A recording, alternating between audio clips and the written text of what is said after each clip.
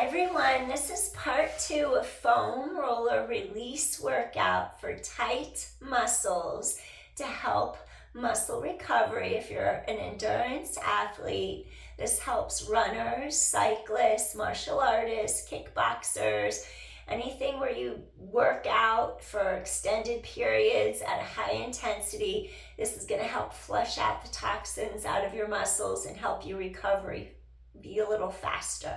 So I tried to press play, but I exited and I couldn't figure out how to start it again. So this is part 2 of the video I started. So we just finished releasing the front of our hip flexor so as using the foam roller. And I ended with you lying here on the mat, just feeling how open the front of the hips feel. Feeling how flat your back actually dropped into the mat because you released the front of the hips. It's such a good feeling. So this next part, I'm gonna bring you to sitting on the foam roll, and then we're gonna get into your IT band and your glutes a little bit. So that'll feel really good. And then we're also gonna roll on your quads. And then I'll go over safety because we never roll across the knees. If you roll onto your side, slowly push to a seated position, and then we're gonna go on our foam roller by sitting on it next. I had to leave the room and I have a drawer of incense, an incense drawer, and when I get to the end, I have my end incense that I don't really like. And so I burned one, and then as I shut the door and I could start smelling it as it came under the door frame, and it was patchouli, and I really can't handle patchouli, not in the least bit. And I actually started feeling nauseous, getting a headache, sick to my stomach. So I had to just go take that incense and snuff it out. So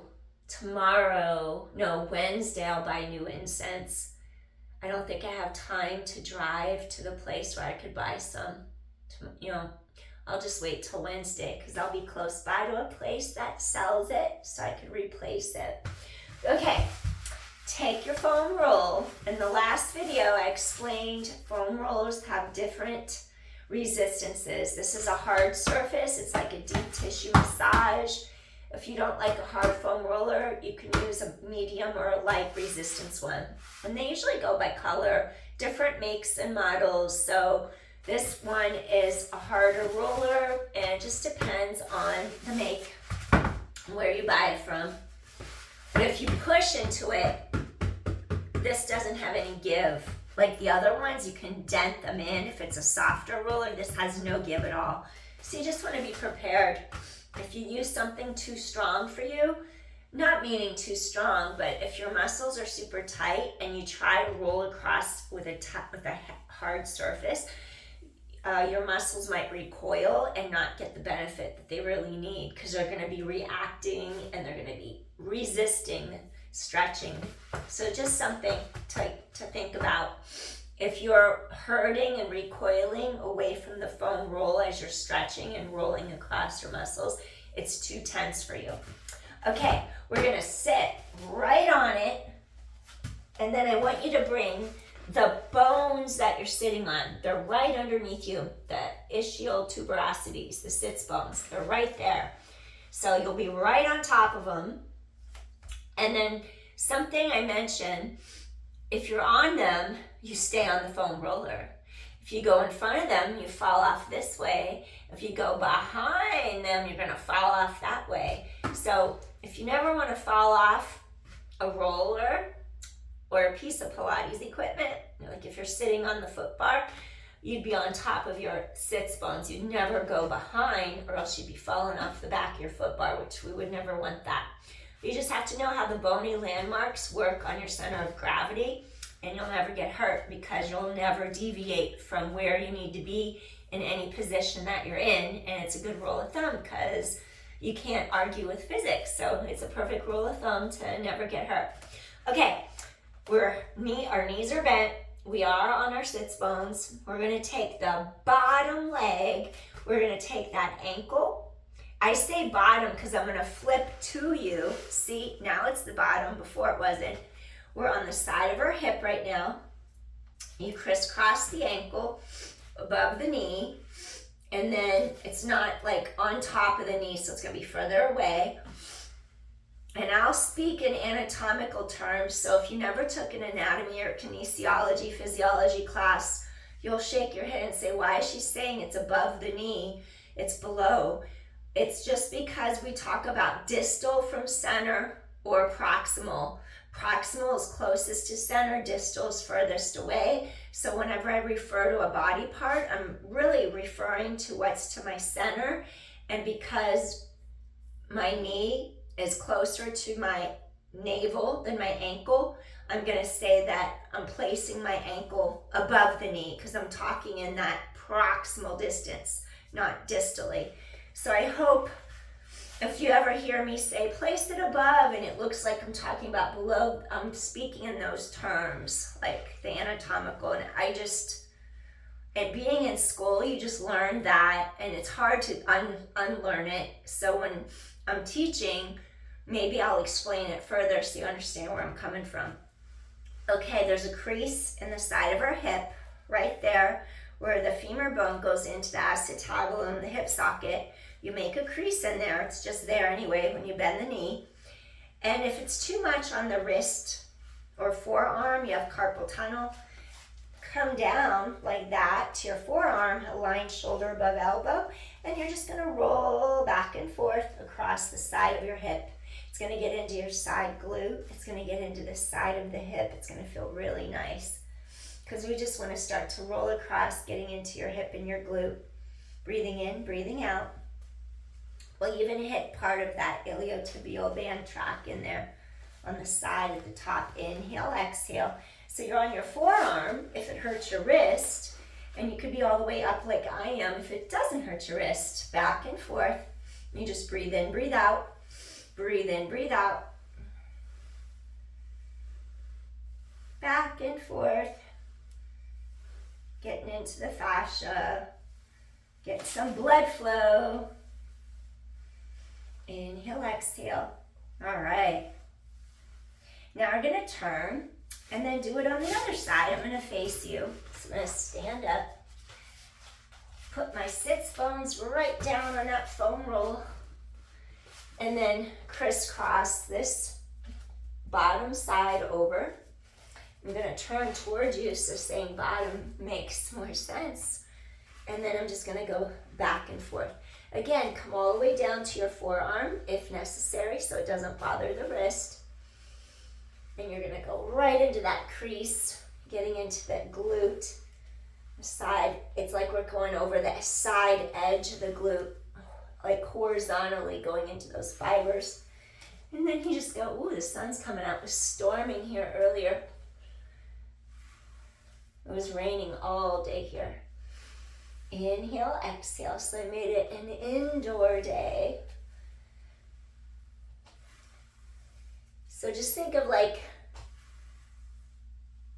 a hand fan, how it has that wedge and you're coming across the side of your glute like that wedge.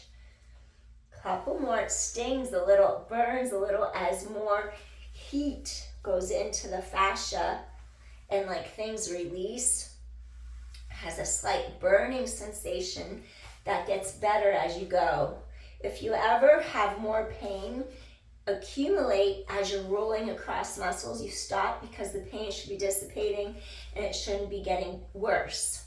It should be lessening, not increasing. Inhale, exhale, feels really good. And gently come back in. Wonderful. All right, so now this next one that I want you to do, I'm just going to stay on the same side. We'll do both sides. I'll keep switching sides. So this time, our bottom leg is going to straighten out and we're going to roll down that iliotibial tract. We never go across the knee. Again, we don't want to hurt the joints. We make sure we stop before we get to the knee. And then what happens, you extend your bottom leg out straight and you're going to go over the side of your hip. And it's like you're going to drag the leg back and forth across your foam roll. So it's like you could come down to your forearm if you need to. And then you just roll, roll, roll down. Woo! This is really intense. Breathe into it. Woo! I'm usually not really vocal, but when it comes to the side of the thigh and the front of the thighs, I can be. So you're just trying to get rid of some of that tension. You stop before you get to the knee. Roll back and forth. Woo! Side to side. Woo! Back and forth. Okay, the heat is really increasing right now. That didn't happen for any other muscle, so this is like the tightest part. You breathe in, you breathe out, you do what you can take. You inhale, you exhale. Remember, you stop, you avoid rolling over the knee. You could turn the leg in or out a little just to get different areas. Go to the side of that hip. All right, I don't want to be too intense, so let's come on up. And now we're going to go over to the other side. It's like that really took a lot out of me on that side. Maybe it's doing that to you too. So certain areas get tighter. Runners can have really tight IT bands, quads, hamstrings, glutes, depending on what type of running you do, what style you have, and whether your terrain is flat or hilly. Florida's flat, Cali was hilly. I used to run hills in Cali, now I run flat surfaces. But now I may run the beach, so you sink down, it's harder to lift yourself out of the sand. So all different things to consider. So now you extend, switch sides, extend the bottom leg out long. And again, you're either using your hand, as long as it doesn't hurt the wrist, and you drag along the side, going to the knee, and then you just roll to the side of your hip where that crease is, all the way to where the knee is. You stop before you roll over it. Whew. Breathe in, breathe out. You can come down to your forearm if you need to. Inhale, exhale. So it's different on this side, so don't be alarmed if you feel it in different spots. This side's not as concentrated down here.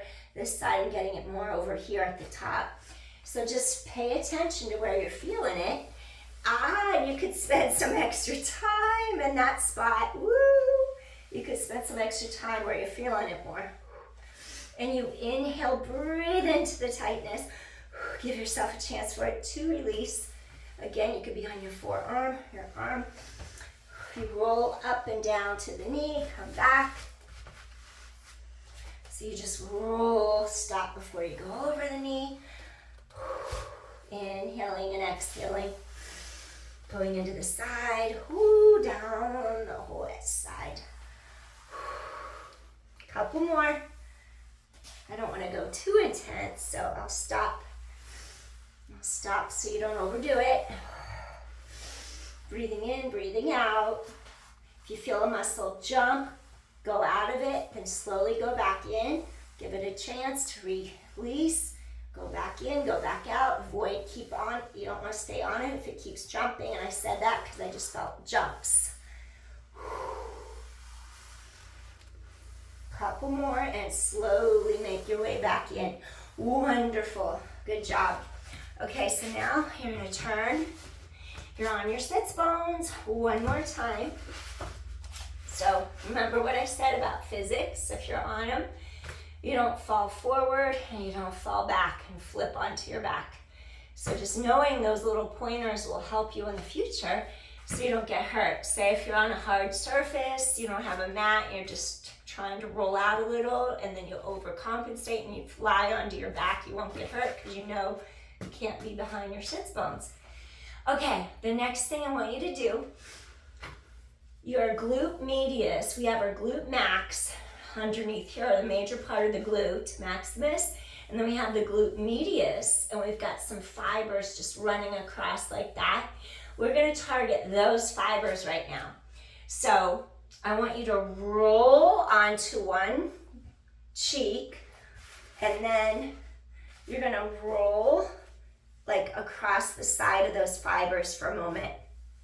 So you don't want your tail, you don't want to be rolling across the tailbone. You're on the side of the cheek, going horizontally on like a little half fan shape, back and forth.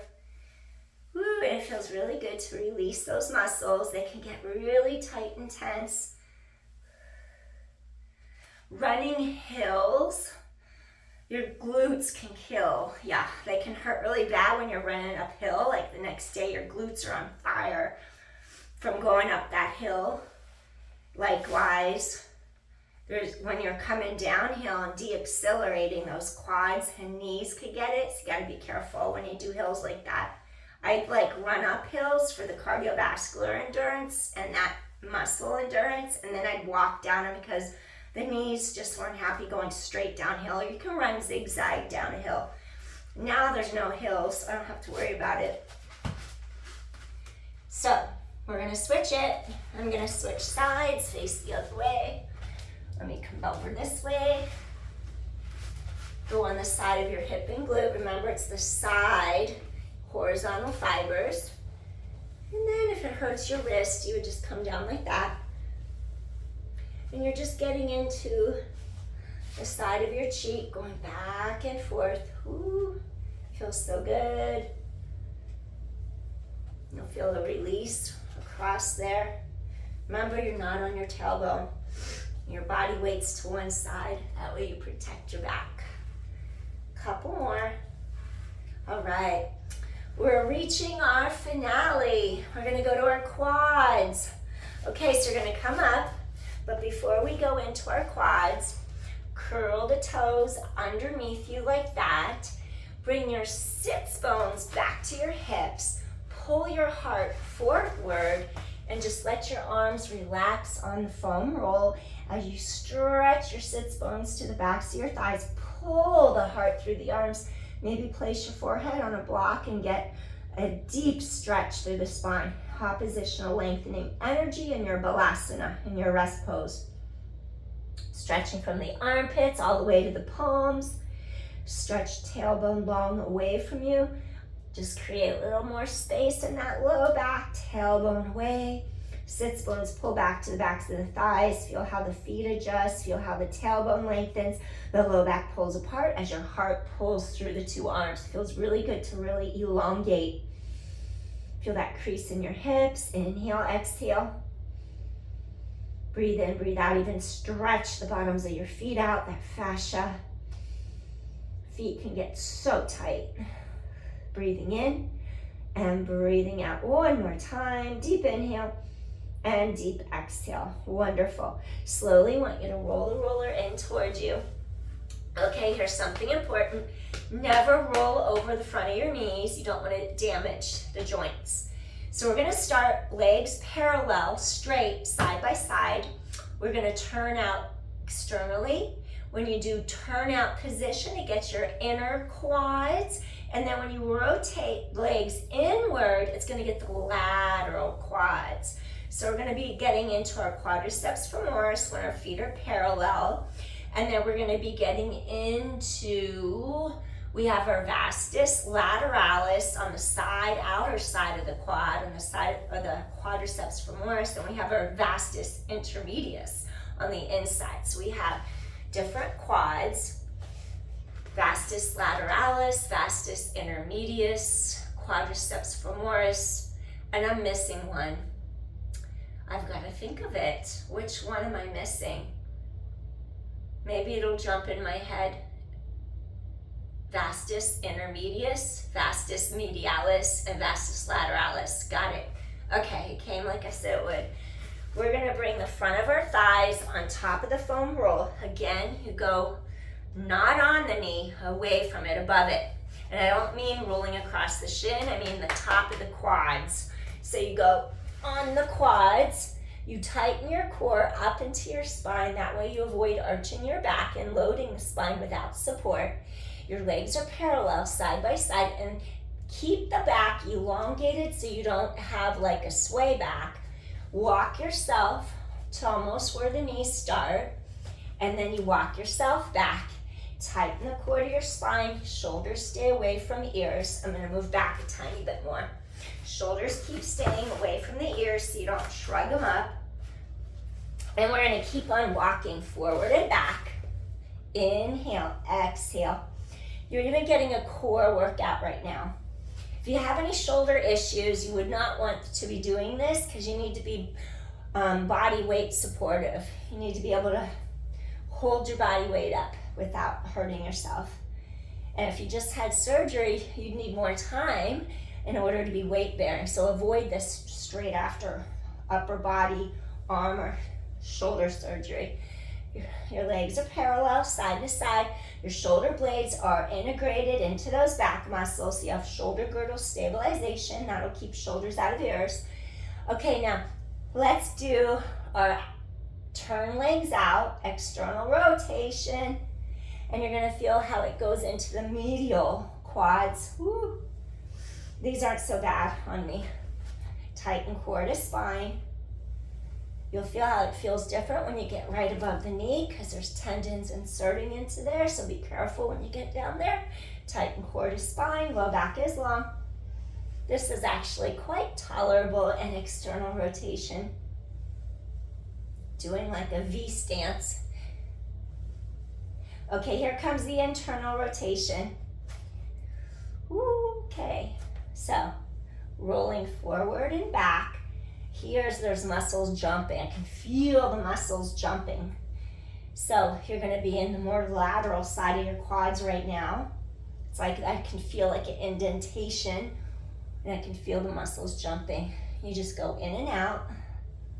Tighten the core, keep tailbone long. You don't stay too long. And then you feel how it releases. Breathe in, breathe out, and it gets less and less. It doesn't get worse as you go. So if it's getting worse and less tolerable, back off, come off. You might not be ready. You might have to do other stuff to release more first. Tighten core to spine, protect your back, breathe into it, tailbone long. Inhale, exhale. Okay, no more jumping. Go back into parallel. Notice how it feels. Breathing in, breathing out. So this is going to restore blood flow. Oxygen. When your muscles love oxygen. The mitochondria, the cell, survives on oxygen. So you got to give your body what it needs to thrive.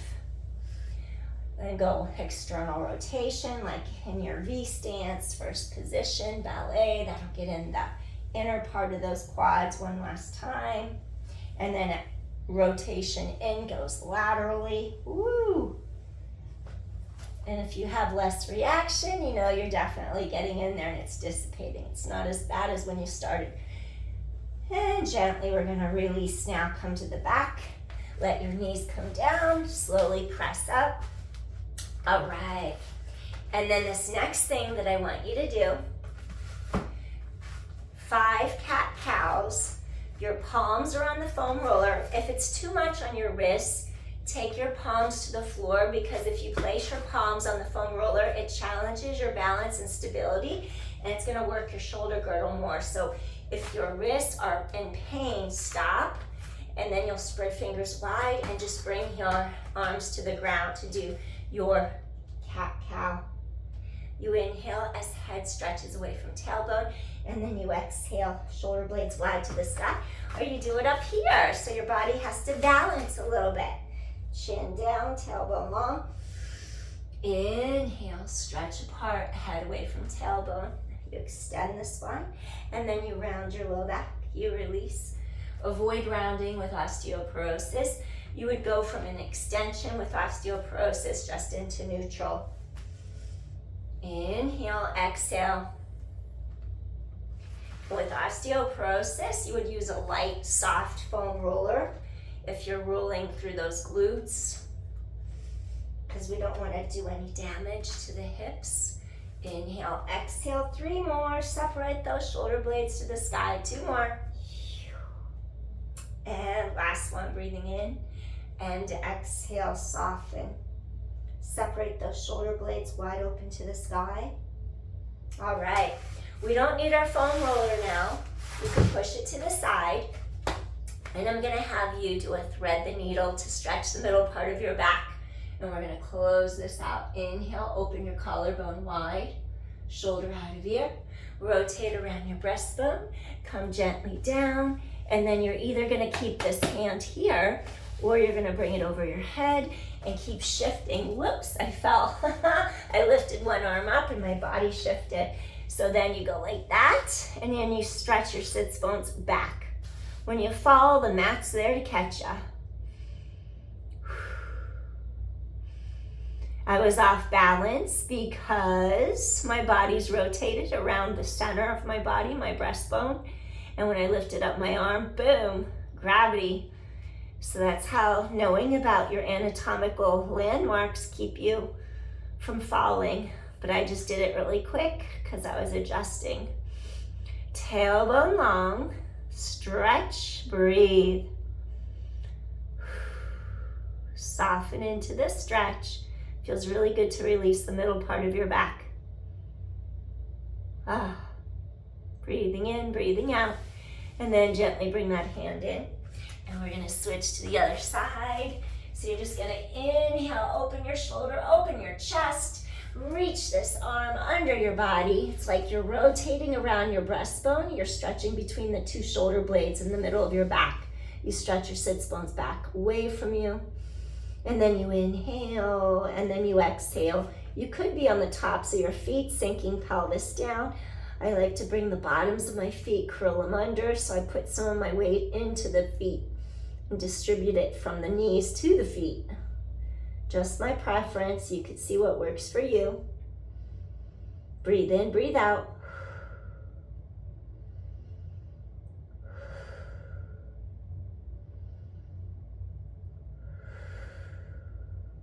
I've been running for 40 years, so it's a lot of wear and tear on the joints. Because when you hit surface, it's like 9.9 times gravity, your body weight's resistance hitting the surface. That's why I mix it up. I try to run on the beach, even though it's harder to lift your legs up, it's a softer landing. Then you've got asphalt and you've got concrete. The less give you could possibly run on is concrete. There's no give. So you gotta watch how often you run on sidewalks. I run on sidewalks, I mix it up, but not often. And I run on asphalt on streets where I live. And then I run on the beach to give everything a break, but I like to be barefoot on the beach. So then there's no support of the running shoes. So it's all give or take, doing something different. So mix it up, just listen to your body, be safe. One more deep inhale, and then slowly walk hand under the shoulder, press back up. We're gonna end now in a child's rest pose, Balasana. And then I usually curl toes under, but since this is the end of the workout, let's try. You could do either, toes curled under. I'm gonna sit really far back.